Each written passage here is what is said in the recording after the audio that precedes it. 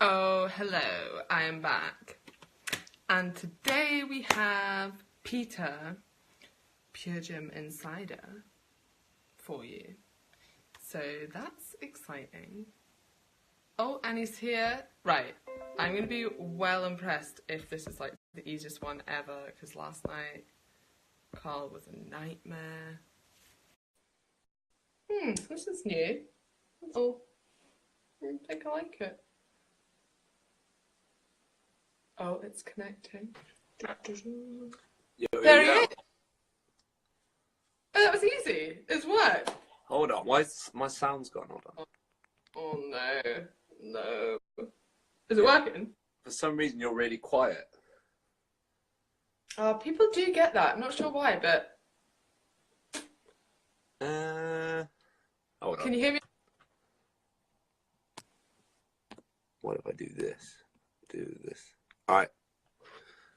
Has that worked? Hello. I can hear you. I'll just be careful, cautious.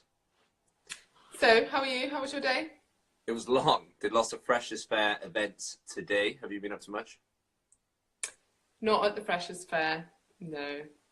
Hey Josh, he's just joined, one of our fellow Pure Gym people.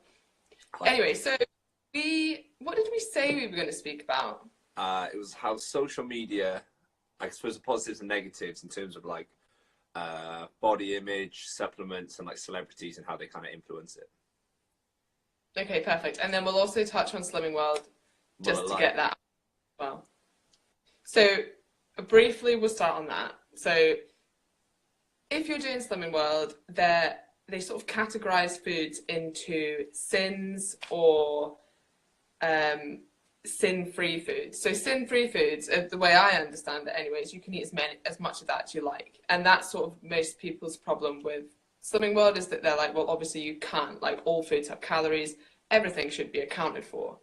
But I wanted to sort of give Slimming World its due and be like, right, actually people get great results on Slimming World. The reason they do, I think, is partly because they don't feel restricted, because they're like, okay, well, I've got these sin-free foods, and I know if I'm still hungry at the end of the day, I could have a banana or this Miller Lite yogurt. Not anymore, but you could have had that. Or there are these foods that I can eat. And the idea behind them, as far as I'm concerned, is that you're not likely to overeat them. They tend to be either pretty low in calories, or they're foods that are quote unquote good for you. So like a banana, you know, it's got some benefits to it. There's loads of nutrients in there. Yeah, so like, what's your take on that? Like, have you had clients that have come to you from Slimming World? Like, can you see some of the benefits that there are to Slimming World as well? Yeah, I quite like Slimming World. Not like to live and die by, but it's definitely like at the end of the day, what they're trying to do is count calories and count macronutrients, which I'm a big fan of, but they're trying to simplify it, obviously. And for your average Joe, I guess, like, I'm quite boring. I like to know every single gram of carb and protein and fat, but I'm quite unique. I know that not many people out there are like that. But for your average Joe that wants to kind of just like lose a bit of weight, but doesn't want to have to be too restrictive and too over the top with it, then yeah, I think it is good. But as you're talking about I watched your stories earlier about the Muller Lite. It's when the interest in their health and the money interest start crossing, and like all of a sudden, don't eat this food, eat this food, but we just happen to have a deal with this food sponsor, and then all of a sudden, Slimming World meals, isn't there, that are probably, you know, fit exactly into your sins or whatever it is. But like you're saying, like any effort to help people lose weight, or if people are, you know, on Slimming World and that's their sort of start into health and fitness, even if that's, you know, I've had a lot of clients that have come and said they've initially done Slimming World and then maybe they realised that actually, you know, there were other ways to do it and they didn't need to stick to these sort of ridiculous rules, but that was their buy-in and it was quite easy, and maybe they lost a bit of weight doing that. But I think then the education on top of that is what's needed. I feel, from what I've heard from a lot of people with it gets you so far, and then, but that's, I guess is that Slimming World, or is that people? It gets you so far, and then it starts to get tougher, which is the same no matter how you're trying to lose weight, and then it's the next point. There's a reason there's not many people that are like completely lean, shredded, really good on their diet, because it's difficult. It's not easy, is it? So it's just a case of, yeah, it gets you so far. It does make it easier, but I think it's that initial step. I like the the accountability of meeting weekly and things like that. Obviously, Yeah, there's do their own bits as well that you're involved with, and the accountability is massive. So. Oh yeah, massively, yeah. So I guess we'll like leave that, but I guess it just got so much bashing, and like I was kind of like one of them. But it is a bit funny when you see these things like, oh, it was absolutely fine to eat this yesterday, but now it's a sin. And Yeah. like there's not really a sort of like logical meaning behind it, although there are, it does work because it's these rules, and people, like you were saying, like people don't really like counting calories, and they feel it's restrictive, and that's why people like rule-based dieting. So that might be, say, cutting out carbs, or whatever it is, the rules. So maybe it's not eating after 6 p.m. All of them end up, if they work, putting you in a calorie deficit. Yeah. But people don't like to have to count all those calories. And I didn't like counting calories. I didn't like putting everything in MyFitnessPal. It's not something I do. I know a lot of people do that, and that's how they do it. But I think for most people, long term, that's not a long term solution either. No, so as much as not. like science based, or we like to think we're like evidence based, telling someone that they're going to need to track all the time, that's not sustainable. It's probably as unsustainable as like telling someone they can never eat carbs again.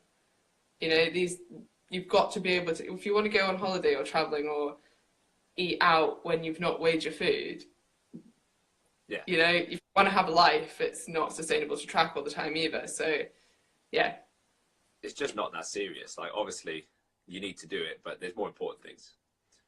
Mm-hmm. So just part of the game, I suppose. It is. Right, so moving on. Supplements. What did you want to speak about that? I guess, I don't know how, I know in the past you've been affiliated with certain companies, but for me, supplements, I think, get so heavily hyped with something like in terms of social media.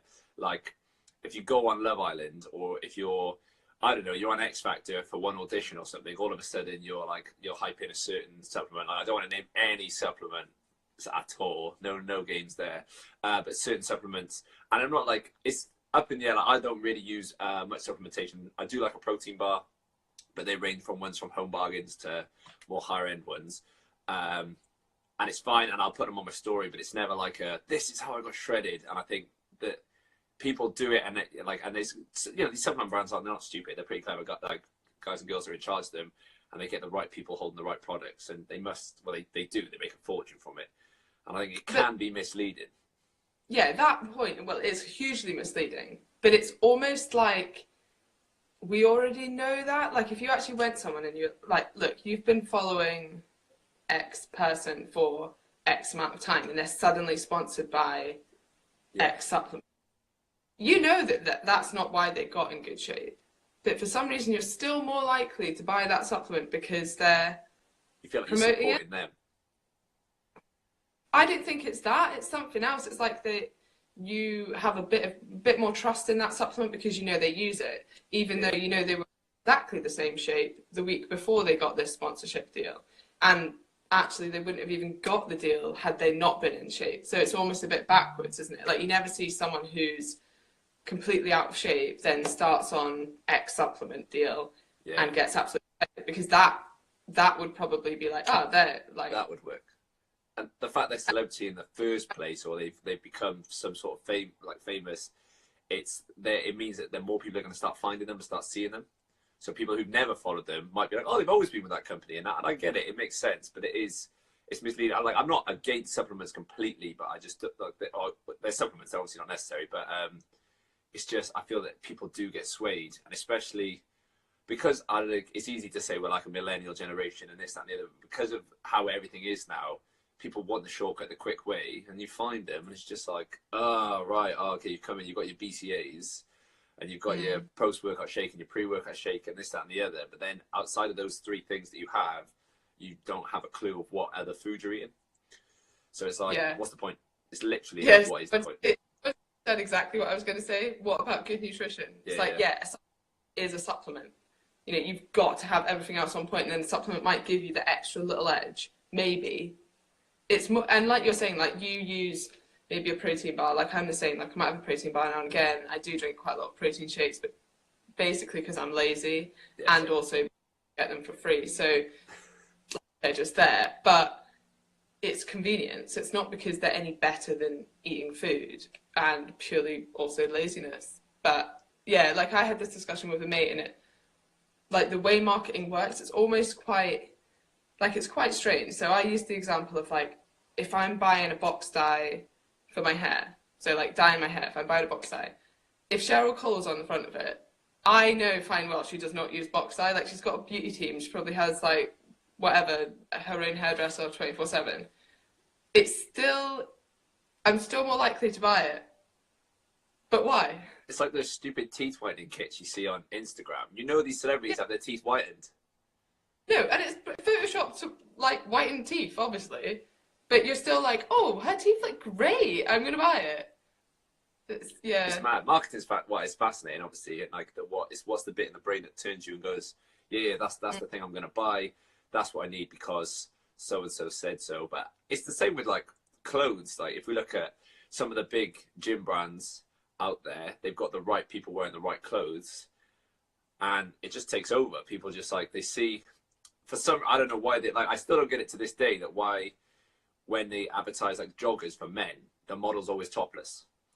Like I know they're trying to show the top of the jog, but it's like those joggers aren't going to make you shredded. But that's always how they do it, and it's just interesting. And it's the same thing in it. Like you put the like the the big brand gym leggings with the striations that look fantastic. You put them on, of course you're going to look better, but you're not going to look the same as the girls in the posters. And it's almost like, why do the girls always have their boobs out? It's almost, Peter, it's almost like sex sells. That's the game. I don't know. Who knows? I'm no guru, but that could be the one. Yeah, I guess it's part of the game.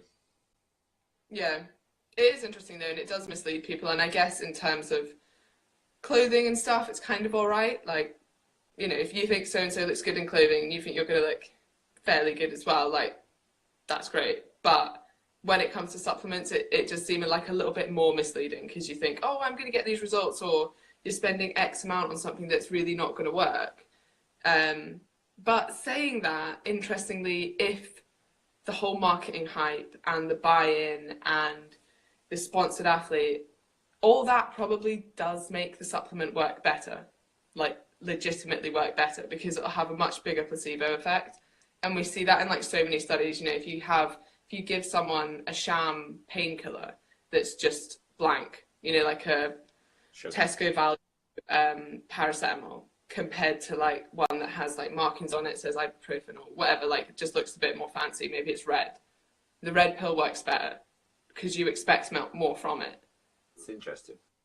And I think largely the same is true with supplements. Like these supplements, like they do work, but a lot of the time it's because they're not working because of the ingredients that are in them. Yeah. They're working because you believe so much that they're going to work. And like, you will have had pre-workouts and been like, some pre-workouts are really strong, but there's even been evidence that smelling coffee can give you that edge and like makes you feel like you're more energized and makes you perform better. So you're expecting that caffeine. It's not even that it actually needs to be in your system. It's just the expectation of it that can give you performance benefits. And yeah, same as like something like a pre-workout. If you think that's going to work for you, it probably will. I would go with that. Definitely with coffee and stuff. It's like, or like caffeine. Sometimes it probably has no effect. Like my caffeine tolerance has gone too high, but I'm like, oh, if I don't have it, then I won't be able to train, I won't be able to focus. And actually, it's probably not having any effect at all, or minimal. Yeah, if you look at the research, the amount of caffeine you actually need to have a performance benefit is actually like way more than what most people ever take. Oh, okay. Not that I'm taking more, but that's an interesting sort of concept as well. Yeah. But I wouldn't have the placebo effect, and I think actually in a way it's quite nice that we're able to use it. It's just, I guess the only worry is that you're putting stuff in, well, one, you're wasting money, and two, you're putting stuff into your body that could potentially be harmful. Like, there's no point taking supplements that you don't need. Most of them you're going to pee out, but, some of them probably not a good thing. It's probably that, like, was it that part of your brain that they say we never use? That's the placebo effect. You only use a third of your brain or something like that. It's the ridiculous thing that people always say. But actually, when you I come use down all. to it, mind over matter over on most things, really. If you push yourself, or you tell yourself it's something, it'll become that, I suppose. Yeah, exactly. Like when the other example of this is like training fasted. A lot of people think they won't be able to train as hard because they've not fueled up. But normally it's that expectation of, oh, I've not had breakfast, I'm going to be really weak. But actually, in terms of, what's in, you've still got muscles full of glycogen from the meal before. All you've done is slept. Like, that doesn't just deplete from doing nothing. Yeah. You're probably more than capable of doing a very hard training session, but in your head you're like, oh, I've not eaten and I kind of feel a bit tired. Like, you won't get as much out of yourself. But it's that expectation. Like, if you think you're going to be weak, you're probably going to be weak. Yeah. I always say with fasted training, that's quite good actually, because you see a lot of that on social media. People say, oh, you should do your cardio fat, whatever. Like, I think it's personal preference. I actually quite like to get up and sometimes to do fasted stuff, but like, I don't notice a massive difference. But then other people, you've probably experienced it yourself, I don't know if you can train fasted, but they wake up and they're like, no, I need to eat something or I won't be able to move. Like, I won't be able to have some bowl of cereal or I can't leave the house sort of thing. I'm like, oh, okay. But I guess it's personal preference. But it is personal preference. But then I think sometimes there seems to be like a physiological sort of aspect to it as well. Because a lot of my, I've had clients that have been like, oh, I skip breakfast in, I come in and I don't know if it's more in their head and they expect it, but they're like, oh, I feel really lightheaded. And I think, you shouldn't really feel lightheaded. Like, yeah. It's in mind. Yeah, it is a total mind thing. But, right. What else did we want to discuss? What came the Slimming World we've done? Any questions? James, any questions? Because, you're just trolling us a little bit here. I think this is all just, here we go. This will just be the PTs from my gym giving me some abuse. Or not abuse, just some smile. Just some support. Some support, some pure gym PTs repping for the scene. Yeah, we've got a few people agreeing with the placebo effect. Yeah, and all the marketing is part of that as well. Definitely. So the other thing that I was going to talk about is the body image impact of social media. Oh yeah, okay, go for that. And it goes back to what we were saying about the placebo effect and the mind being strong. Like, we all know that people don't look like this, and even the people don't look how they look on Instagram. Like, they just don't look like that, but people still believe that they look like that. And I think that people tell themselves, and they get in a negative cycle. And you see it a lot with people that are in shape that don't think they're in shape, and you see it with people who aren't in shape, and it just blows my mind. But you've got to use your brain to look at social media as a tool that it is useful. You can learn things, definitely, but also it could be the most negative thing in the world, isn't it? There's loads of stats about how over 50-60% of young people these days would say they wish it never been invented. There was no such thing as social media. But again, that goes, as much as it is there, it goes down to you. You've got to, it's how easily you're influenced. I think you're exactly right. There needs to be more, there'll always be stuff on social media, and if you put stuff up, you've got to have thick skin. People aren't going to like it, people are going to like it, whatever. But it really comes down to, social media is not going away, so our it needs to change. And, it is scary to think that, when the whole Love Island thing came out and it was, oh, you're financially better off going on Love Island than you are, getting an Oxbridge degree or an Oxbridge education. And right, but what does that say to someone who's not ridiculously good looking and wants to go on a dating show? What are they going to aspire to? It's not something to aspire to. These sort of reality TV shows, people fall into them, and maybe they get a little bit of limelight, but from what we've seen as well, it tends to really fuck up their heads. I guess because they put all of their self-worth on basically being a celebrity or being well known or being on social media, and then inevitably people give them. Pete, would you go on a dating show? No, I'm not. No. I'm not very interested. I say this all the time. I'm really I'm not very interested. And I'm not very relatable. So I feel that that's two things not to go on a dating show. That's not true. That's what I think. I just think going back to that social media stuff and what you look like. I think that I struggle with interaction on social media. This is a thing. because I'm not that relatable. If I was more like, oh man, I slipped. I haven't trained for 2 weeks. I haven't been on my diet. I haven't but I never say that because like it does like occasionally that happens, but I don't say it, and that's much more relatable. And but yeah, I just think I'm not relatable. But it's weird with going back to fitness and all that sort of stuff. Is like fitness is the only industry in the world where people judge how much you know on what you look like, which is like absurd if you think about it. It is a shame. There is always that debate, like as a personal trainer, like you are your own business card. That doesn't mean that if you're in shape, you know what you're talking about, and if you're not in shape, you don't know what you're talking about. But to some extent, like, you know, you wouldn't go to an out of shape personal trainer. No, people come down hard on that decision, by the way. Like I've done polls on that. It's hard to do that poll and not come across negatively. And if you do that poll and you're in good shape, then you're being an arsehole. And if you do that poll and you're in bad shape, then you're reaching for compliments. So it's like, how do you ever ask that question? Well, no, because I'm not saying, like, you don't need to have a six-pack to be a good personal trainer. No. But I think the fact is that you don't need, like, it's if you're out of shape.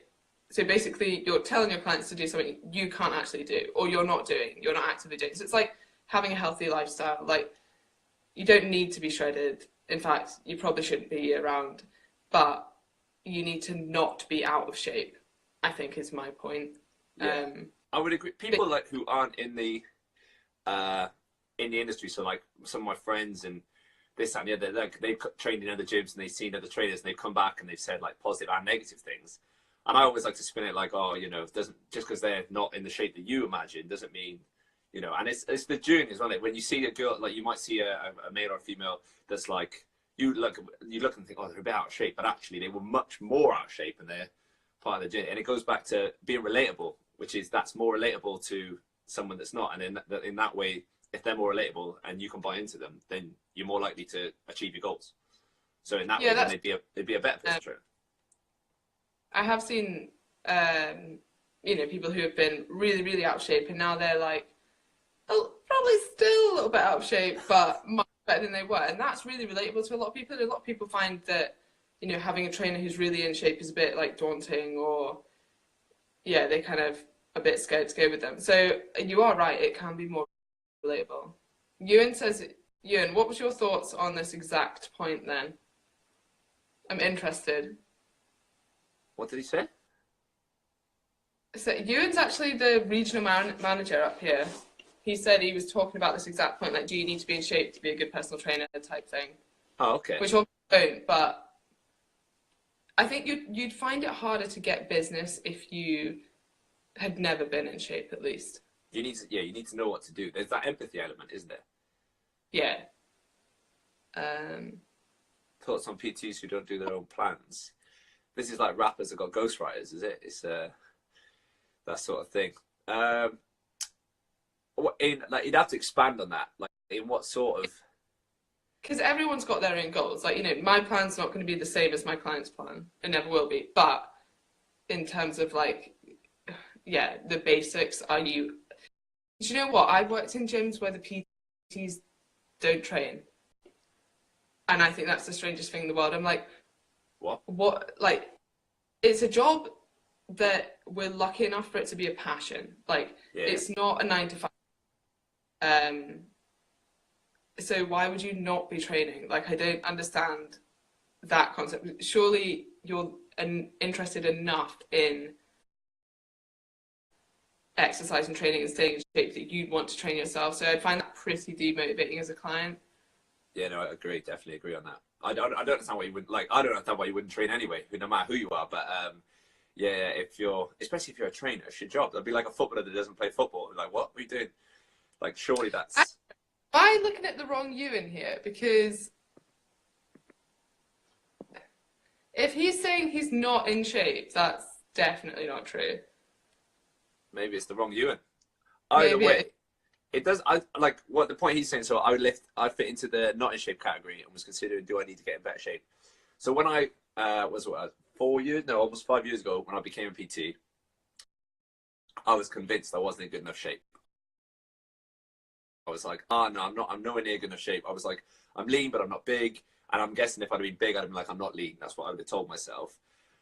And then you get there, and then you realize you're not training bodybuilders or your mates. You're training just normal everyday people from everyday lifetime who don't want to be Mrs. Olympia, or they just want to be healthier.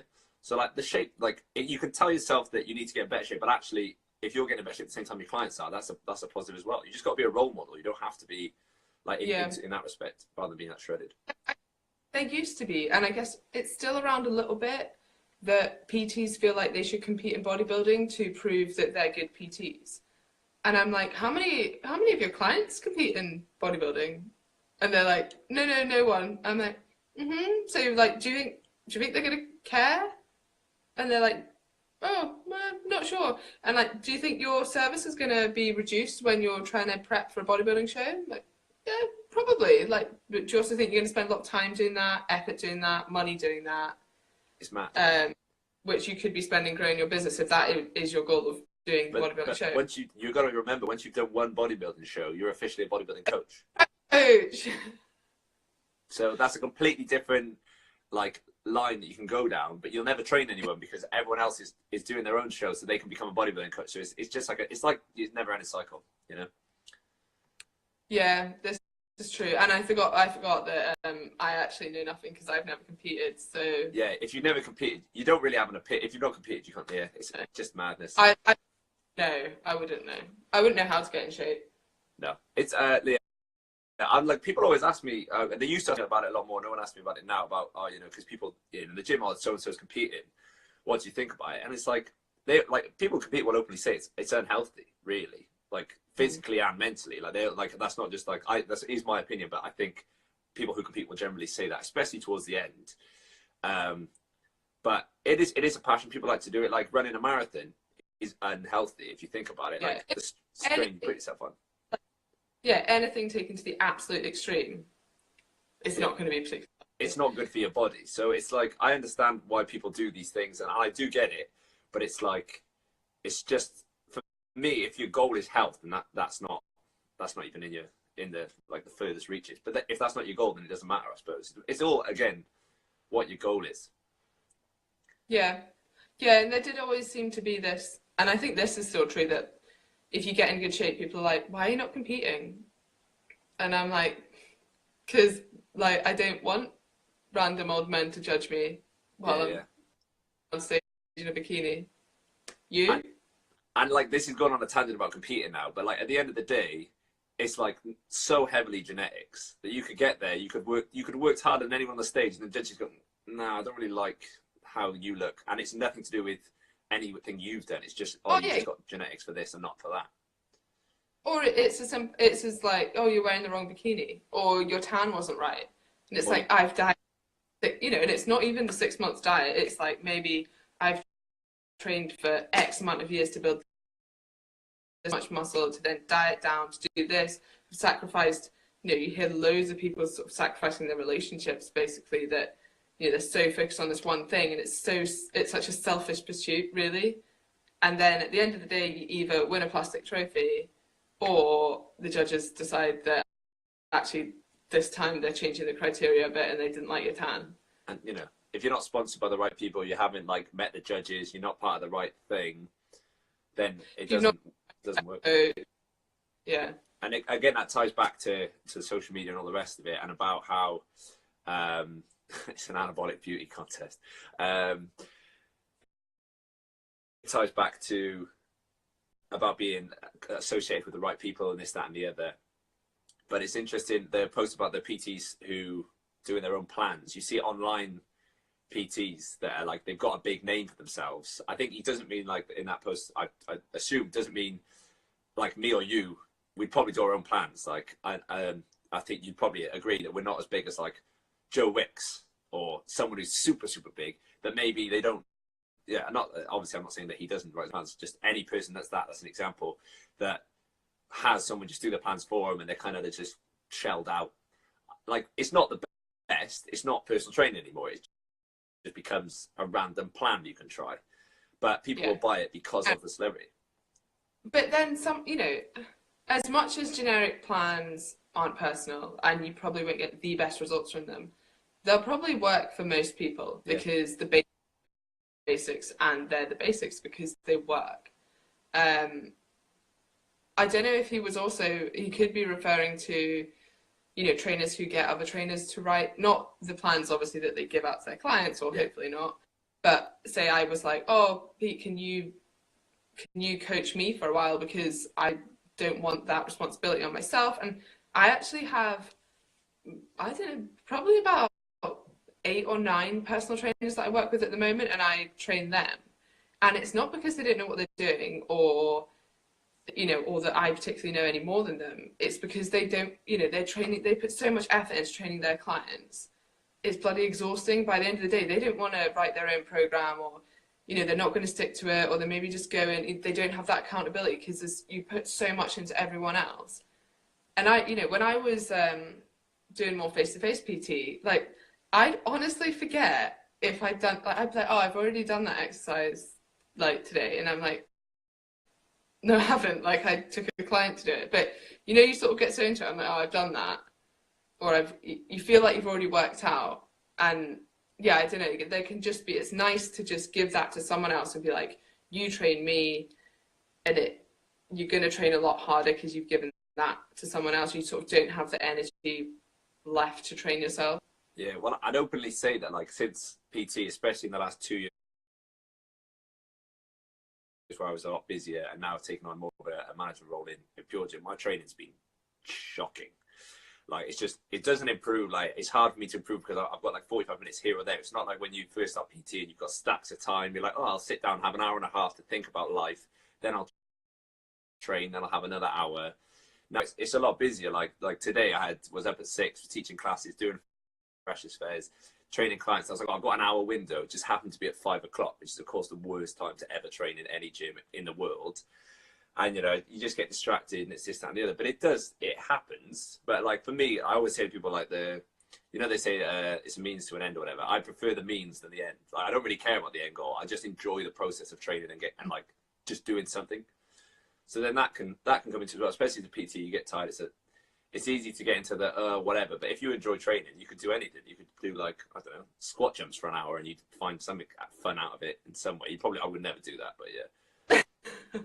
Just the worst ever, but yeah, I get you.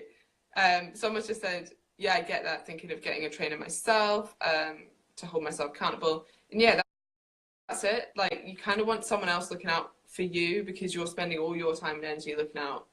So, and you know as well as I do that personal training is not just about like giving out or giving out a training plan. You know, there's so much more to like the guess, like the support side of that, and just checking in and making sure everything's going okay, and taking stuff if they've missed sessions, you know, being accountable to that person, getting over any barriers that they've got.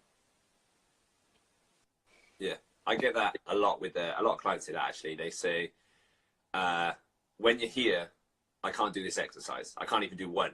When you literally, all you do is stand next to me and I can do 10. Like, how is that even possible? And I'm like, it's clearly because I'm magic, but no, it's just the fact someone's standing next to you say, do it, you do it. Like, oh, I can't, like, it's mad. And I know it myself, even if it's not a trainer, if it's just a friend, or if I train with a client, I know I'll do a bit more because someone's there, which is really weird. But it takes it on to, like, I was talking about this the other day, that why does it always take a negative reinforcement for someone to make a change or do something? So, like, if you're like, oh, you know, I've made a small goal and everything's going really well and it's all good, then it's easy to lose interest. But then if it's like, oh, I bought this dress and it doesn't quite fit, then all of a sudden the interest is there because it's the negative thought of I can't get in the dress, or I've gone on holiday and I don't quite feel the shape I want to be in. I've come back, I felt uncomfortable, so now I'm going to train. But why not think before the build up to the other holiday, oh, do you know what? This could happen. So why don't I do it proactively rather than reactively? Yeah.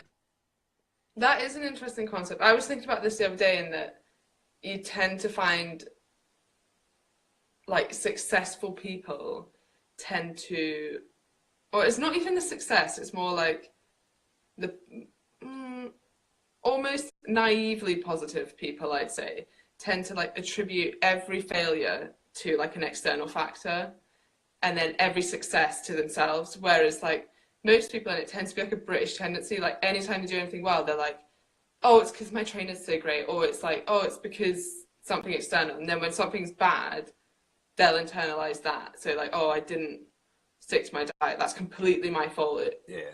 Or actually, that's not often what happens. But I don't. Any negative that they see is like their fault, and they internalize that. And any positive, they seem to just be like, oh, that was because someone else was.